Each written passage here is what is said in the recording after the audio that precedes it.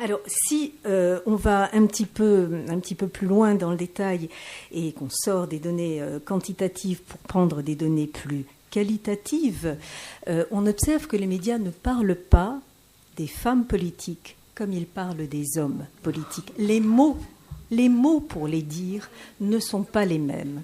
Les mots pour les dire ne sont pas les mêmes. Évidemment, les questions qu'on leur pose ne sont pas les mêmes. Je pense que vous avez toutes et tous pu consulter cette vidéo hilarante du collectif Sista qui consiste à faire interroger des entrepreneurs, hommes, de la même façon qu'on interrogerait des femmes d'entreprise, des chefs d'entreprise, notamment sur la morning routine. Franchement, c'est à se taper le cul par terre, c'est d'un drôle. Voilà. Donc, voilà. Cette dissymétrie est absolument fondatrice et fondamentale dans la façon dont les médias parlent des hommes et des femmes. Les femmes, alors là, je vais un petit peu plus vite parce que ce sont des choses qu'on connaît bien. Les femmes sont très souvent assignées à paraître, à l'apparence, donc les vêtements, etc., description de toutes ces choses-là. Lors de la dernière présidentielle, Valérie Pécresse a été décriée parce qu'elle était botoxée. Si elle n'avait pas été botoxée, je pense qu'on aurait critiqué ses rides exactement de la même façon. On a longuement parlé du régime qu'avait entrepris Marine Le Pen, qui a perdu 12 kilos.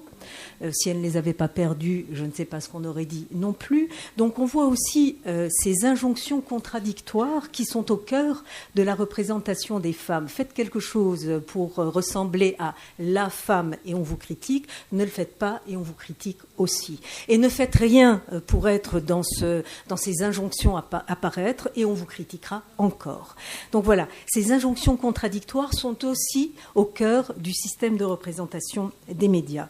Donc les femmes sont aussi bien plus que les hommes assignées aux relations familiales. Et quand il est fait référence par exemple pour un homme à ses qualités de père de famille, ça ne fonctionne pas de la même façon pour les femmes. Quand on interroge une femme sur le fait qu'elle a des enfants, qu'elle a une famille, ce qui est sous-jacent, c'est comment fera-t-elle pour rendre compatible son engagement professionnel et ses engagements familiaux, alors que pour un homme, ça ajoute à son humanité.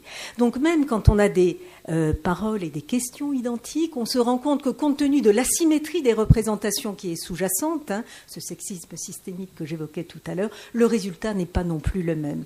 Dans l'étude GMMP que j'évoquais tout à l'heure, on se rend compte d'ailleurs que cette référence à la famille est tout à fait prégnante sur l'ensemble des femmes, pas seulement des femmes politiques. Dans cette étude, on voit que les femmes sont femmes de, filles de ou épouses de. C'est-à-dire qu'elles sont beaucoup plus massivement que les hommes condamnées à une forme d'hétéronomie. C'est toujours dans le rapport à l'autre qu'elles sont évoquées, alors que les hommes, eux, sont évoqués dans leur pure autonomie.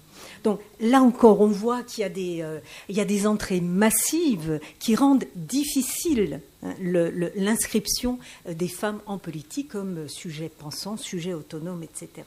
Bon. Le surnom, là aussi, les femmes sont beaucoup plus que les hommes typifiées par des surnoms. Je pense à Taubira, passionnariat du mariage pour tous, égérie du mariage pour tous. Marine Le Pen, la Valkyrie, dans la dernière campagne. On a parlé aussi de la Vierge Rouge. Alors ça, c'était antérieur. C'était pour Ségolène Royal, pour Arlette Laguillet. Ségolène Royal, c'était la Madone. Et lors de la dernière campagne, Sandrine Rousseau était Greta Thunberg ménopausée. Alors là, on est davantage dans l'antonomase que dans le surnom, mais la réalité est quand même là.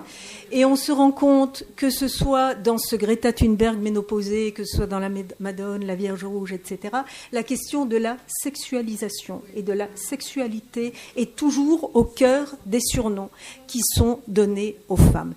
Les hommes aussi sont surnommés. Mais la question du surnom n'est pas sexualisée. C'est le capitaine de pédalo, c'est Culbuto, etc., etc., Napoléon. Mais la question de la sexualité n'est pas au cœur de la représentation. Et je pense qu'on est toujours là dans ces assignations sexuées qui ont été identifiées aux femmes depuis le début. Alors, le vocabulaire est différent. Un homme a de l'autorité, une femme est autoritaire, voire cassante, voire Elisabeth Borne. Il a du caractère quand elle a mauvais caractère, voire Elisabeth Borne, encore.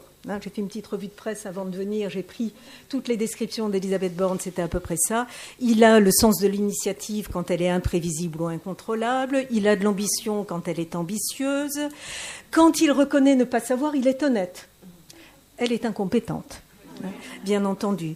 Donc, on voit encore une fois combien le rapport au savoir, le rapport à la compétence est central dans ces représentations. Alors, Elisabeth Borne a coché beaucoup de cases de ces stéréotypes de représentation qui sont véhiculés par les médias s'agissant des femmes en politique.